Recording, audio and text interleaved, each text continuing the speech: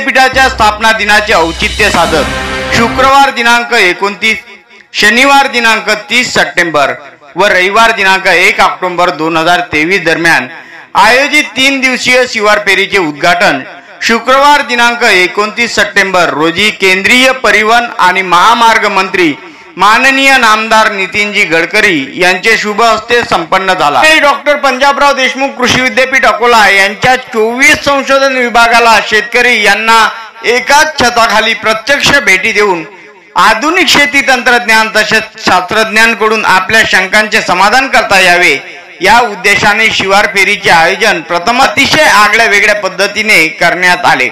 शिवार फेरीच्या पहिल्या दिवशी 12,000 आणि आतापर्यंत शिवार फेरीच्या 3 दिवसात 35,000हून अधिक शेतकरी बंधू भगिनींनी आधुनिक तंत्रज्ञानाचा वसा सोबत घेत तोबा गर्दी केली होती।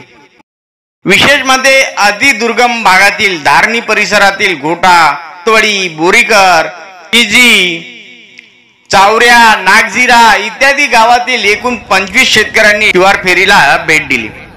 अधिकाधिक शेतकरी बंधू भगिनींनी शिवार फेरीत सहभागी होण्यासाठी विद्यापीठाचे कुलगुरू डॉक्टर शरद गडाख यांचे मार्गदर्शनात संचालक विस्तार शिक्षण डॉक्टर धनराजजी उंदीरवाडे यांचे नेतृत्वात सर्व समित्यांचे अध्यक्ष सदस्य यांच्यासह विद्यापीठातील सर्वच वरिष्ठ संशोधन शास्त्रज्ञ, विभाग प्रमुख, अधिकारी, कर्मचारी, विद्यार्थी वर्गासह कृषी विभाग तसेच इतर संस्था यांनी अथक परिश्रम घेतले। पंजाबराव देशमुख कृषी विद्यापीठाच्या शिवार फेरीमध्ये अकोला जिल्हाधिकारी अजित कुंभार, वर्धा जिल्हाधिकारी राहुल कर्डिले, वाशिम जिल्हाधिकारी एस भुवनेश्वरी यांनी भेटी दिल्या, तर यवतमाळ, नागपूर, गडचिरोली या जिल्ह्यातील शेतकरी बंधू भगिनींच्या उपस्थितीमुळे विद्यापीठाचा परिसर फुलून गेला होता। नमस्कार, मी कारला गाव मधून आलेलो आहे। तालुका चांदुरले, जिल्हा अमरावती। रायसिंग जाधव सदन कास्तकार आहे।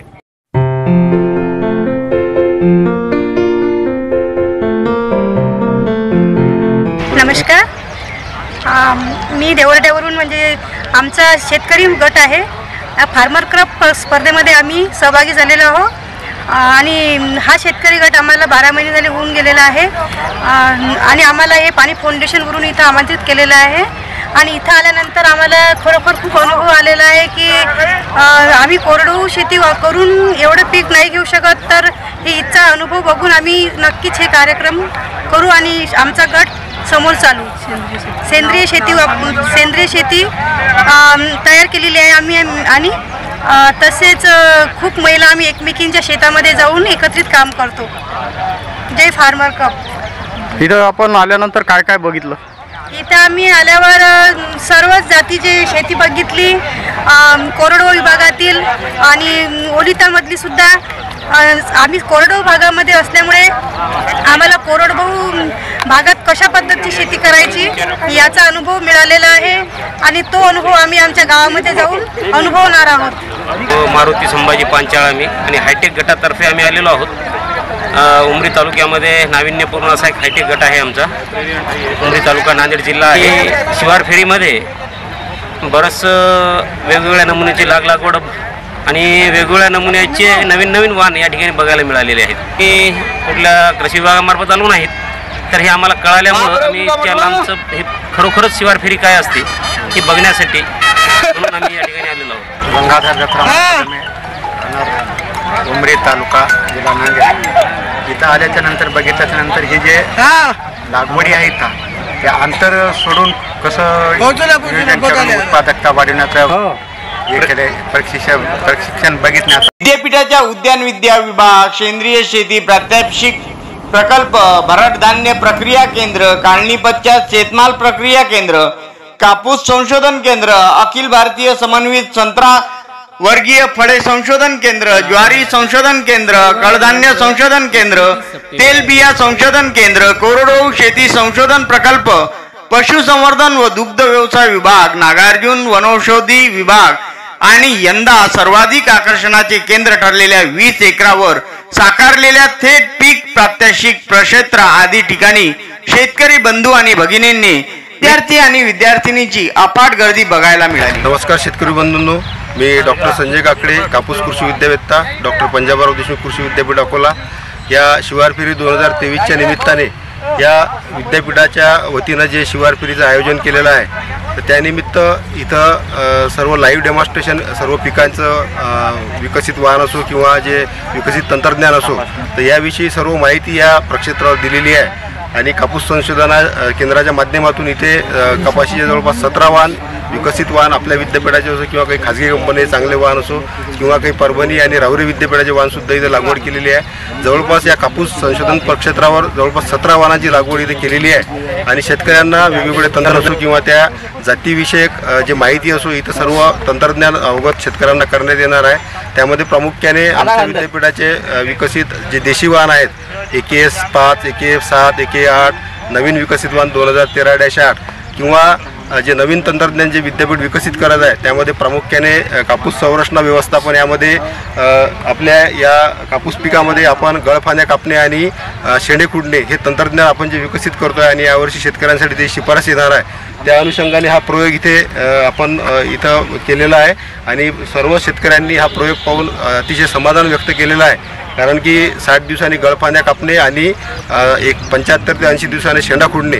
या तंत्रज्ञानाचा फायदा जवळपास 18 ते 20% उत्पादनात आपल्या वाढ आढळून आलेली आहे। त्याचप्रमाणे आपल्या विद्यापीठाने विकसित केलेले 2 वाहन या विद्यापीठाने विकसित आता केलेले आहेत ते पुढच्या 2 वर्षात शेतकऱ्यांसाठी उपलब्ध होतील। तर त्या अनुषंगाने AKS 2022-1 आणि 22-2 असे 2 वाहन विकसित केलेले आहे ते सुद्धा या प्रक्षेत्रावर पाहण्यासाठी उपलब्ध आहेत। तरी या सर्व आपल्या जे शेतकऱ्यांसाठी जे इथं वाहन विकसित केलेले आहेत किंवा जे तंत्रज्ञान आहे त्याचा शेतकऱ्यांनी जास्तीत जास्त फायदा घ्यावा आणि कापूस तंत्रज्ञानविषयी जे सर्व तंत्रज्ञान आहे आणि जे नवीन वाहन आहेत किंवा नवीन जे तंत्रज्ञान आहे खत व्यवस्थापन असो तण व्यवस्थापन असो तर याविषयी शेतकऱ्यांनी जास्तीत जास्त माहिती या प्रक्षेत्रावर कालसुद्धा 11,000 शेतकऱ्यांनी रजिस्ट्रेशन इथे केलेलं आहे आणि बऱ्याच प्रमाणात आजसुद्धा शेतकऱ्यांची गर्दी पाहायला मिळत आहे। तर त्या अनुषंगाने शेतकऱ्यांनी इथं आपल्या या तंत्रज्ञानाचा फायदा घेऊन आपल्या विद्यापीठाचं तंत्रज्ञान जे विकसित तंत्रज्ञान आहे ते जास्तीत जास्त शेतकऱ्यांपर्यंत पोहोचवण्याचा आपण प्रयत्न करावा असं आवाहन मी डॉक्टर पंजाबराव देशमुख कृषी विद्यापीठ व आमच्या कापूस संशोधन केंद्राच्या वतीने सर्व शेतकरी बांधवांना करतो आणि या सर्व तंत्रज्ञानाचा वापर करून शेतकऱ्यांनी आपल्या शेतीमध्ये त्याचा अवलंब जास्तीत जास्त करावा असे आवाहन या विद्यापीठातर्फे मी करतो। धन्यवाद। नमस्कार, मी डॉक्टर सपना राठेकर, वरिष्ठ संशोधन सहाय्यक पुष्पशास्त्र व प्रांगणविद्या विभागातर्फे सर्व शेतकरी बांधवांचं पहिले स्वागत करते। आणि मागच्या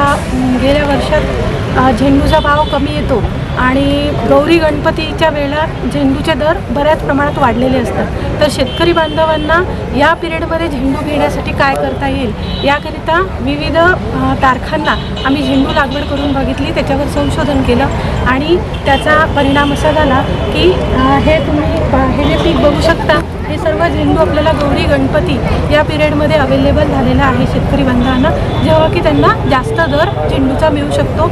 आपल्या नॉर्मल झेंडू आपण दसरा दिवाळीला लावतो त्याच्यापेक्षा गौरी गणपतीला भाव जास्त असतो। तर हे विद्यापीठाचं तंत्रज्ञान आहे। 15 जुलै हे आम्ही वेगवेगळ्या तारखांना लागवडी केल्या, त्याच्याप्रमाणे 15 जुलैला जर शेतकरी बांधवांनी झेंडूची लागवड केली तर त्यांना गौरी गणपतीमध्ये चांगल्या क्वालिटीचे आणि भरपूर उत्पादन देणारं असं झेंडू पीक त्यांना येऊ शकते। इथे निरनिराळ्या 45 ग्लॅडिओलसच्या जातींचं आम्ही संकलन केलेलं आहे। ते सुद्धा शेतकरी बांधव फ्लोरिकल्चर डिपार्टमेंटला फेब्रुवारी महिन्यात भेट देऊन त्या प्रत्यक्ष शेतावर बघू शकतो।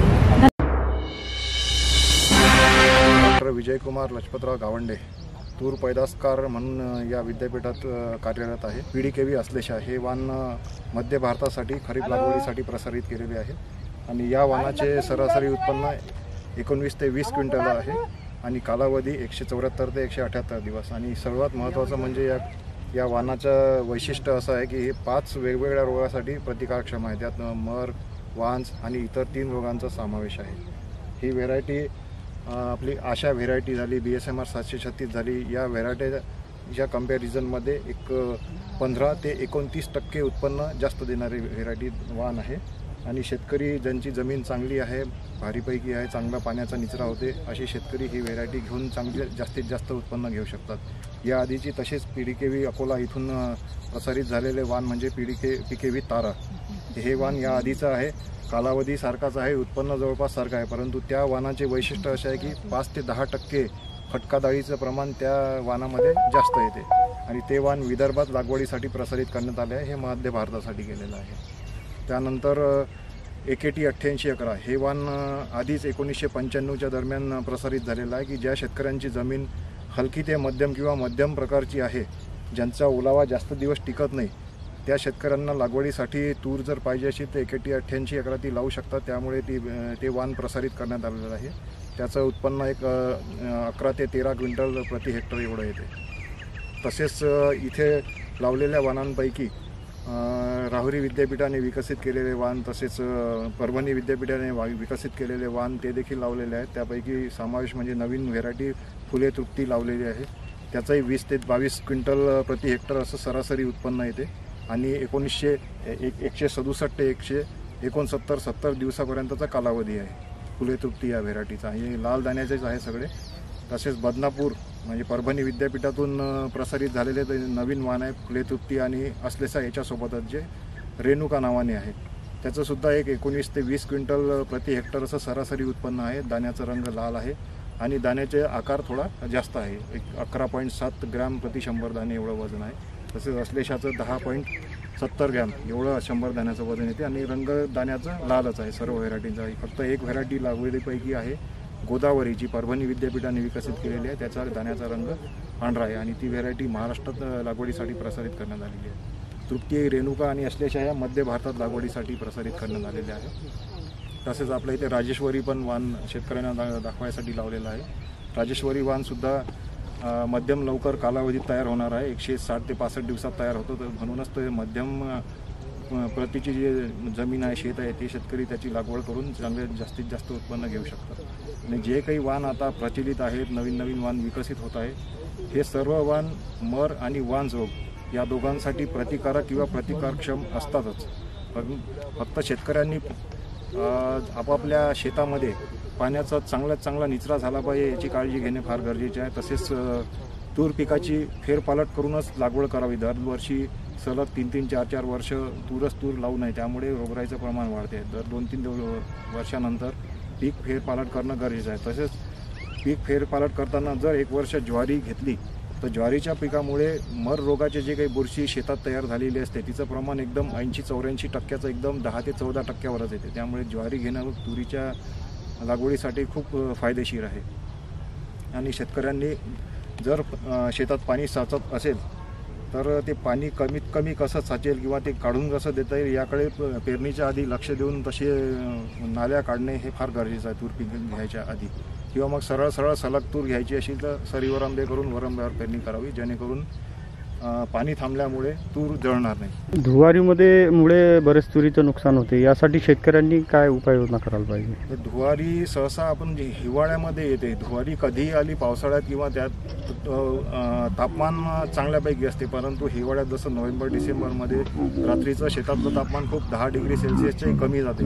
त्यामुळे त्याचा प्रॉब्लेम धुवारीचा जास्त होतो तूर या पिकावरती. तर म्हणून शेतकऱ्यांनी थोडंसं पाणी वगैरे असे संरक्षित ओलीत तर त्याला पाणी वगैरे देऊन व्यवस्थापन चांगलं ठेवायचं, जेणेकरून नुकसान तेवढं होणार नाही. जेवढं काहीच न करता होते त्यापेक्षा कमीत कमी नुकसान होईल.